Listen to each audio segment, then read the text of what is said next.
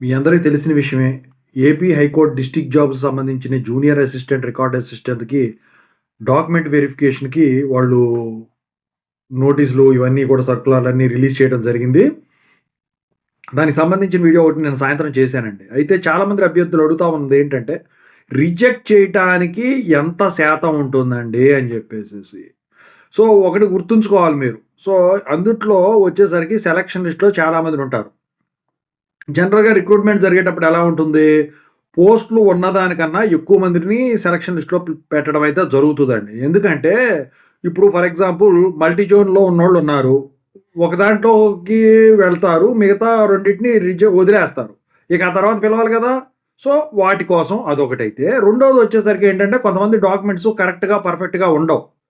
So, వాటిలో reject చేసిన వాళ్ళని పక్కన పెట్టేసి, ఇక నెక్స్ట్ వాళ్ళని పిలుస్తారు. అంటే ఇక్కడ మీకు ఒక్కసారి గనక మీరు డాక్యుమెంట్స్ గనక అప్‌లోడ్ చేశారంటే, మళ్ళీ దాన్ని ఎడిట్ చేయటానికి ఎట్టి పరిస్థితుల్లో ఛాన్స్ ఉండదు. నేను మొదటి నుంచి చెప్తానే ఉన్నా. ఎడిట్ ఆప్షన్ ఉండదు గవర్నమెంట్ దానికి.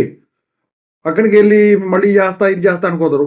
మొన్న డీఎస్సీ దాంట్లో ఈడబ్ల్యూఎస్ సర్టిఫికేట్ వచ్చేసరికి ఆడవాళ్ళు మ్యారీడ్ అయిన వాళ్ళు తండ్రి తరపు నుంచి అంటే 10థ్ క్లాస్‌లో సర్టిఫికేట్‌లో అప్పుడు పెళ్లవ్వదు కాబట్టి 10థ్ క్లాస్‌లో దాని ప్రకారం ఫాదర్ నేమ్ మీద తెచ్చుకుంటే మళ్ళీ ఫోన్‌లు చేసి అదే వాళ్ళకి తెలీదు కాబట్టి అదొక్కటి ఛాన్స్ ఇవ్వడం జరిగింది. పెండింగ్‌లో పెట్టి ఫోన్‌లు చేసి మీరు మీ హస్బెండ్ తరపు నుంచి తీసుకోవాలని చెప్పారు. అయితే ఇక్కడ ఈడబ్ల్యూఎస్ అనేది సంవత్సరానికి ఒక్కసారే ఇస్తారు.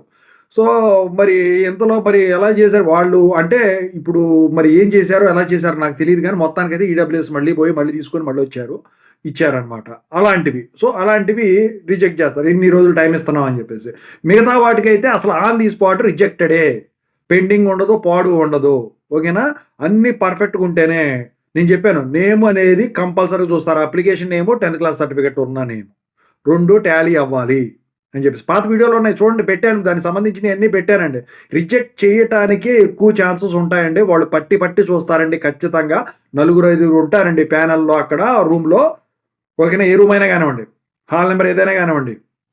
ఓకేనా? అందుకని చెప్పేసేసి మీరు ఒకటికి 10 సార్లు చెక్ చేసుకోండి.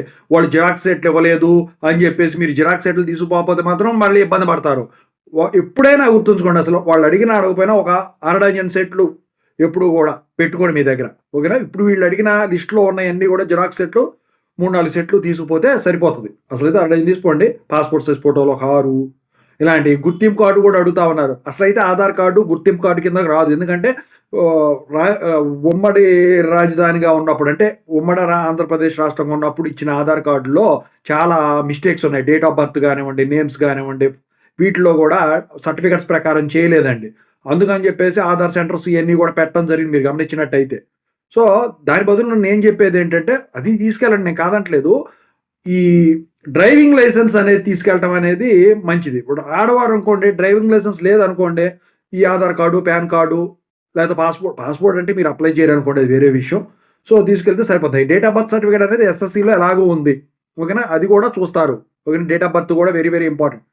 సో, 10థ్ క్లాస్ సర్టిఫికేట్‌లో ఏమైనా తప్పులు గనుక ఉంటే మాత్రం మరి ఏం చేయాలంటే మాత్రం చేసేదేం లేదు. ఎందుకంటే అప్లికేషన్‌లో ఎడిట్ చేయడానికి ఉండదు. అది రిజెక్షనే ఖచ్చితంగా. సో, ఎక్కువ శాతం రిజెక్ట్ చేయడానికి చూస్తారు. తప్పులు పట్టుకోవడానికి చూస్తారు. ఒప్పులు కాదు. అది గమనించాలి మీరు. ఓకేనా? ఇదండి. ఆల్ ది బెస్ట్ అండి అందరికి కూడా. Thank you so much.